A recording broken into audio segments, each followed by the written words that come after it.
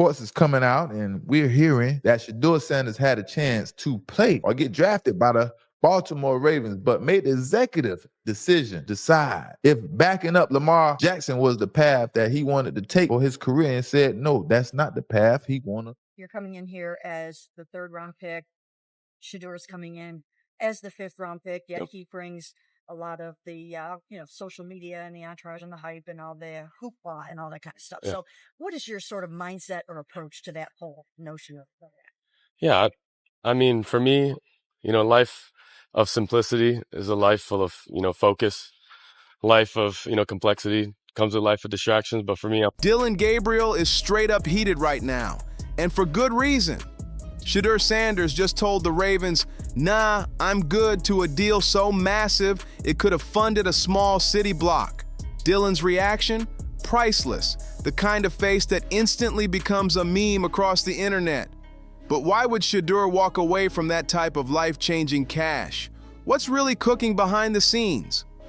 This isn't just sports. It's full-blown soap opera energy spilling all over Monday morning. Still have to go back to the film and see how it is. But, for me, I think just continue to learn from maybe some things that, can't happen, like turnovers. But I think other than that, there was flashes of being very consistent and clean as an offense. And I think as long as we consistently, work at that and try to put more of those kind of drives together, you see our defense playing really well. And just putting our each other in better position. Dillon Gabriel is pacing like a man losing his mind, like he's trapped in a movie where everything crashes down at once. In his head, this was supposed to be his breakout moment, his spotlight, his chance to prove he's the chosen one. He's got that stare, the one that screams, I'm untouchable, bow down. But Shedeur, he's not even playing the same game.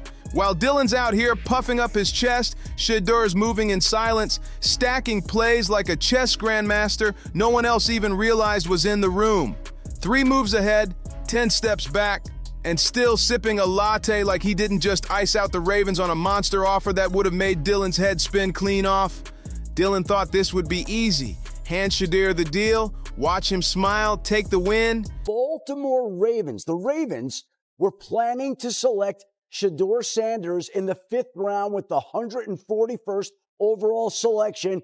But when he found out, he got word back to the Ravens that he preferred not to go to a place where he would be competing and backing up Lamar Jackson. He wanted to be in a place that he could play. And so when the Ravens got that message, they pivoted, went a different direction with the 141st overall selection. And 3 picks later, the Cleveland Browns selected Shedeur Sanders, who will be in Baltimore to maybe even pat himself on the back for pulling it off. Instead, he just got a front row seat to the coldest power play in the league. Instead of celebrating, Dillon gets slapped with reality. Shedeur isn't just a baller, he's a full-blown mastermind. The man's got the patience of a monk and the smirk of someone who just embarrassed you at your own game without even breaking a sweat. That's not rejection. That's domination. And to be fair, Dillon tried everything. He called, he texted, he probably even thought about sending balloons and a singing telegram just to get Shedeur's attention. But none of it mattered. Shedeur is untouchable, and Dillon's left spinning his wheels in the dirt. No backup quarterback in Shedeur. He don't got that bone in his body. You would have went to Baltimore because that's the backup quarterback in you. I think he has a better chance to start a game in Cleveland more so than in Baltimore. That's not always the best thing. But that's the best thing for Shedeur. I don't think so. He don't have backup blood. He will not play football. He will stream all his life and make millions. It's not about being a backup in the best situation. I want to start and be the star. Long as they losing games, they're going to keep on trying different. Now Dillon's mind is racing in circles, excuse after excuse. Was it bad timing? Was it Shedeur's ego? Or did he just wake up, sip his coffee, and say, nah, not today, let Dillon sweat it out? The more Dillon vents in those private chats, the clearer it gets. He seriously underestimated just how bold Shedeur Sanders really is. This isn't just chess, this is 3D chess. Shedeur's moving galaxies ahead while Dillon's stuck playing checkers, thinking a little hustle and some sweet talk could flip the script. Watching Dillon scramble after a storm that already passed is comedy gold. And the best part? While Dillon daydreams about being the hero everyone claps for, Shedeur strolls away from the chaos, deal in the trash, grin locked in like it was the easiest move of his life. Every so-called power move Dillon tries just exposes the truth. Shedeur Sanders is playing on a whole different level. Dillon's playbook doesn't even mention Shedeur walking away wasn't disrespect, it was a statement. It screamed, "I call the shots." Plan to take Shedeur Sanders in the 5th round. But before Baltimore could turn in the card, this should have been thumbnail. Shedeur let it be known that he didn't want to be on the roster with Lamar Jackson, where he would be a long-term backup. I guess Shedeur Sanders responded to the pregame report that he asked the Ravens not to draft him. And I guess this is a quote, I guess, from him saying, my response is, I'm focused on the now. I don't really talk about anything in the past or in whatever happened in the past. It is what it is. I'm more focused on now. I'm more focused on how this game that we just gone and had and figuring out how to move forward. I don't chase deals, I control them. And the wildest part, he does it with a laugh, while everyone else scrambles to keep up. Dillon's frustration is pure comedy gold. Watching him process that rejection is like watching someone drop their ice cream cone on hot pavement, except multiplied by 10.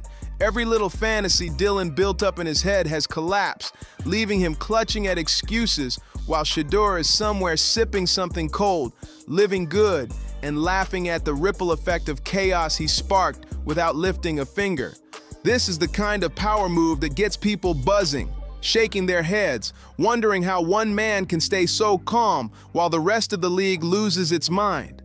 On one side, Dillon Gabriel is convinced this was his moment, his spotlight, his big win. On the other, Shedeur Sanders, cool as ever, proving that patience and timing will always beat ego and overconfidence. Shedeur didn't just say no to a deal, he flipped the whole script. While Dillon's still trapped in Act 1, shouting at a plot twist he never saw coming, Shedeur is already writing the sequel.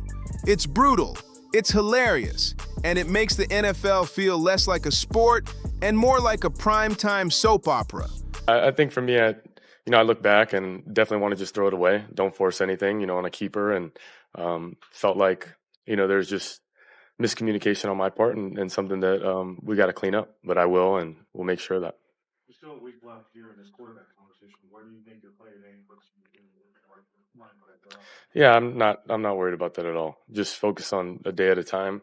At the end of the day, some decision will be made that's best for the team, and that'll be it. So, I'm just focused on being my best version of myself and contributing to our team and our QB room to be the best. And that Dillon's meltdown as the comic relief, and Shedeur's genius as the unshakable star of the show. Dillon Gabriel is pacing like a man trapped in his own fantasy world. In his head, that starting spot is already his. He can almost hear fake crowds chanting his name, see his jersey flying off store shelves. He swears the Browns front office is sweating bullets, waiting for him to swoop in and fix every disaster that's ever haunted their franchise. He knows the Browns are a mess. He knows the pressure is crushing, but in his imagination, none of that matters. In Dillon's mind, he's some fearless gladiator quarterback, marching into battle while everyone else trembles in awe. But the truth? That starting spot is a monster, and Dillon's cocky overconfidence is straight-up comedy for anyone watching from the outside. Here's the wild part. Dillon's not just obsessed with himself, he's obsessed with Shedeur Sanders too. Oh yeah, Shedeur. Dillon didn't want him to walk away from that Ravens deal because of respect or admiration. He wanted it because he thought it would make his own future look better. Bro, Flacco won't stay upright. He getting his tore up already. Once he start on 4, okay, Dillon, let's go. If Gabriel don't go 4-1 or 3-2, it's going to be Shedeur time. I'm not worried about right now. I'm worried about longevity. Fit and system is so important for a quarterback more than any other position in all of sports. If you throw a quarterback in before they're ready, you could significantly hurt their development and their confidence. I just wish it was somewhere else. I wish he would go to a different place where he could be developed. Because the biggest thing in all this, now you become. The idea of Shedeur taking the money had Dillon convinced it would magically clear the path for him. In Dillon's cartoon logic, once Shedeur cashed out, the Browns coaches would see him as the chosen one, the next up quarterback king. That's the fantasy Dillon's clinging to, a Saturday morning superhero script where removing Shedeur automatically puts the crown on his head. It's bold, it's laughable, and it shows just how far Dillon's stuck in a dream world while Shedeur's out here rewriting reality. But here's the twist. Deep down, Dillon Gabriel knows he ain't ready. He can front all he wants, but the truth is, the weight of being QB1 is crushing, and he doesn't have the tools to carry it. He can't handle the media circus, the fans breathing down his neck, or the sly games the coaching staff plays behind closed doors. He struggles to manage his own emotions, overthinking every snap like it's life or death, yet in his head, he's already tossing game winners, launching Hail Marys in a cape, and parading the Browns to a Super Bowl. Reality is knocking hard, but Dillon's too busy patting himself on the back inside his fantasy world to even hear it. That he was a placeholder. So all I'm saying is, if I'm Shedeur Sanders and I have belief in myself, which he should, and every other kid should, and I want to at least have the opportunity to start one day, being behind Lamar Jackson is not, I'm never going to reach that. Never. Let's be real. There's never, Lamar could probably play till he's close to 40. So he's going to just be a career backup. Now, if it happens that way, just organically because you're not that good, that's cool. But you, as a young guy, you want to at least give yourself a chance. And you know, in Cleveland, you got a chance. So I just don't understand, like, as a competitor, you want to play. Meanwhile, Shedeur Sanders is operating on a higher plane. He's not just rejecting the Ravens' bag, he's dropping a message for Dillon and the entire league to hear loud and clear, I move on my terms. I don't bend, I don't panic, I don't play follow the leader, and the best part, Dillon never saw it coming. All those tactics, all those pep talks, all those fake scenarios Dillon rehearsed in his head, useless. It's like showing up to a gunfight with a water pistol. The harder Dillon obsesses, the more obvious it is. He's not ready. He's running wild daydreams where he's outshining Shedeur, seeing headlines praising his heroics. While in reality, Shedeur's not sulking in a corner. He's smiling because he already flipped the script. It's pure fantasy, the kind you watch with a bucket of popcorn just for the laughs. Dillon's out here hyping himself up, beating his chest, whispering motivational quotes in the mirror, maybe even practicing some dramatic victory walk down the locker room hallway like he's in a movie. It's equal parts adorable, tragic, and flat-out hilarious. But the cold truth? Dillon can't be picked over Shedeur, and deep down he knows it. Shedeur's got the skill, the calm, the mindset to thrive in chaos Dillon can't even spell out, let alone handle. That gap is the difference between a star and someone still pretending to be one. If the Browns throw Dillon in too early, the whole system could crumble. And he feels that instinctively, even if pride won't let him admit it. He's like a kid insisting he can drive a car while everyone else knows a grown-up is holding the wheel. I have nothing but high respect for Shedeur and everything he's doing. I respect him not wanting to go be behind Lamar because it was a guarantee that he would sit behind Lamar. They just paid him.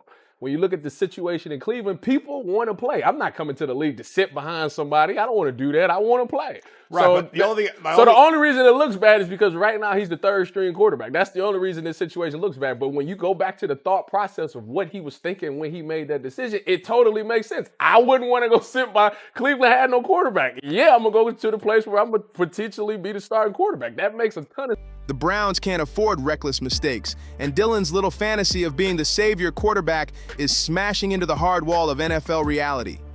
And the second Shedeur turned down that Ravens deal, Dillon's whole mental castle collapsed. The clear path he imagined suddenly filled with roadblocks, doubts, and the ugly truth that he might not be ready for the responsibility he's been daydreaming about. But still, he pushes forward, stubborn as ever, and that stubbornness almost feels heroic. Almost. If it wasn't so hilarious, it'd almost be sad. Dillon is fighting himself inside because Shedeur's decision just proved one thing. Dillon ain't the next move in line. Shedeur's refusal was like ice water to the face, loud and clear. I could have taken that deal, but I've got bigger plans, sharper strategies, and better timing than you. Now Dillon feels the Browns' hierarchy staring at him, sizing him up, waiting to see if he'll rise or fold under the weight. It's like standing at the edge of a cliff, convinced you can fly, while the wind keeps whispering, "You can't!" The pressure is insane. What makes it even funnier is Dillon's wild imagination. In his head, he's already holding press conferences, answering interview questions, trending on social media, and riding waves of fan chaos, like he's the star of his own reality show. In his daydreams, he's already winning. But in real life, every day he waits, the pressure gets heavier, the Browns' brass grows more restless, and the fans' patience gets thinner. The conversation is why Shedeur didn't want to get drafted to Baltimore. Bro, y'all can't be serious, bro. Y'all really cannot be serious. All right, so let's talk about it. So I guess the Baltimore Ravens were going to draft Shedeur in the 5th round, right? They're going to draft him in the 5th round. And Shedeur just told him straight up, like, look, Lamar Jackson is a 2-time MVP. You know, this, that, and that. I don't have a shot at playing in Baltimore. I don't have a shot. You know, and I respect that. Dillon's fantasy of being the undisputed quarterback one is cracking apart like glass, while Shedeur keeps ruling with silent dominance. No flashy speeches, no dramatic moves, just cool, unshakable control. That calm makes Dillon's frantic energy look ridiculous, like a toddler sprinting around with a megaphone in a quiet library. Dillon's obsession with Shedeur's decision is flat out unhealthy, borderline pathological.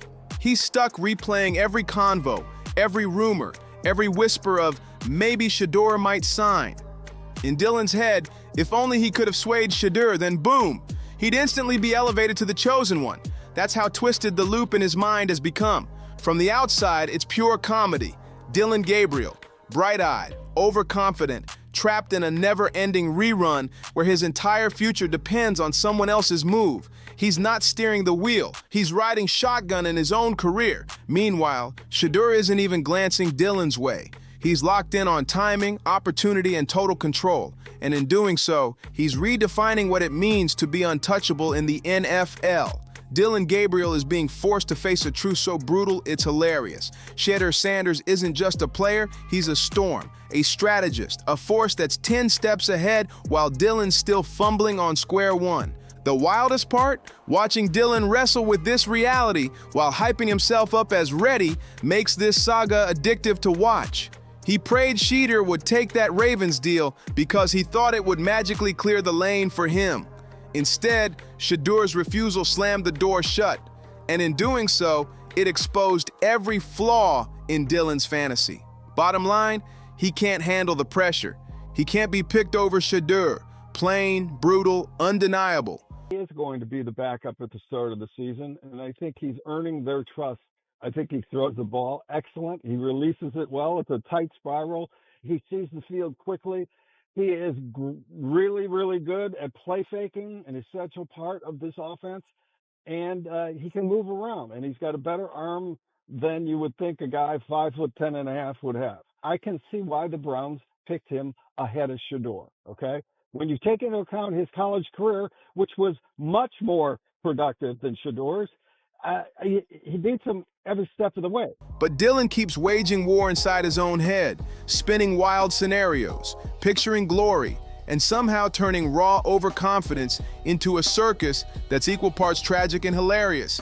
In Dillon's fantasy, the Browns front office is watching him with admiration, ready to reward his perseverance, his grind, his so-called heroic spirit. He sees himself as the one, the savior quarterback, Cleveland's golden hope, the man the city will chant for. And that right there is the comedy. While Dillon imagines himself as the crown jewel, Shedeur Sanders is sitting calm, untouched, quietly engineering his next masterstroke. No panic, no noise, just pure control, while Dillon creates chaos all around himself. And here's the finale. Dillon Gabriel's dream world is crumbling in real time. Every fantasy he cooked up is clashing with reality, and the truth is savage. The Browns aren't handing him a throne, they're watching him sweat while Shedeur Sanders stands tall as the real prize. The NFL isn't waiting for Dillon's imaginary highlight reel, it's reacting to Shedeur's every move. One man is spiraling, the other is rewriting the rules of the game without even blinking. It's brutal, it's hilarious, and it's the kind of drama that turns football into straight-up theater. And here's where it gets even crazier. The ripple effect. Dillon's meltdown isn't just living in his own head anymore. It's spilling into the locker room, the media, and even the fans. The point is that, a pick six and a fumble is usually considered a bad day at the office for a quarterback. But only Dan Orlovsky would sit up here in comparison to Shedeur Sanders, who did no such thing, and say, hey, I thought he looked better. I got to give him the edge here. I thought it was. Teammates are side-eyeing him, wondering if the guy pacing around like a storm cloud can really be trusted under center. Reporters are circling, smelling blood in the water, waiting for the moment Dillon cracks on camera. Meanwhile, Shedeur Sanders doesn't even flinch. His silence has become louder than Dillon's entire performance, the calm presence that steals all the headlines without saying a single word. That contrast makes Dillon's chaos look even worse, like a man shadowboxing in the dark while the real fighter is already standing in the ring. This isn't just a quarterback battle anymore, it's a full-on narrative war. Dillon's clinging to hope, trying to prove he belongs, while Shedeur's proving he doesn't even need to try. And the longer this drags on, the more Dillon's fantasy collides with the brutal reality of the league. Dillon Gabriel is basically starring in a sitcom of his own making, and the punchline is Shedeur Sanders. Calm, untouchable, and proving day after day that patience, timing, and real confidence will always beat ambition mixed with desperation. Dillon's imagination might be loud, chaotic, and hilarious, but every frantic move he makes just looks like practice for a comedy sketch once Shedeur's cool mastery enters the picture. So what's your take? Is Dillon Gabriel just playing himself out of the spotlight while Shedeur cements his legacy? Let me know in the comments, hit that like button, subscribe, and share this video. See you on the next one.